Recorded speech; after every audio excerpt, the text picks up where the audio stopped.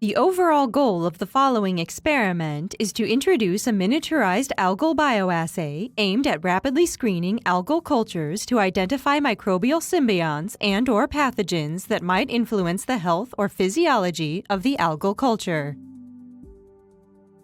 This is achieved by first making control mixtures of algae and bacteria with media and making experimental algal bacteria co-culture at various concentrations.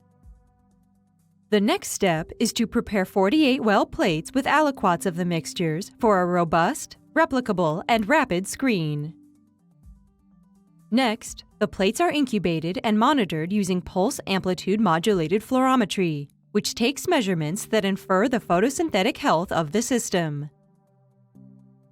The results of this time-course experiment reveal a pathogenic, symbiotic, or neutral effect of the bacteria on the algae. Additional small volume screens can also be applied during the time-course experiment. The main advantage of this technique over conventional methods that employ large volumes for algal bioassays is that the miniaturized bioassay allows for small volumes, which allows for increased replication.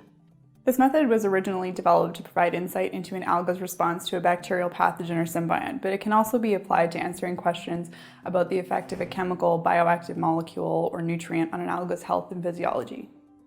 Initially, individuals new to this method might struggle with aliquoting algal samples into the miniaturized microtiter plate format because this method requires careful aseptic technique and good experimental planning in order to succeed.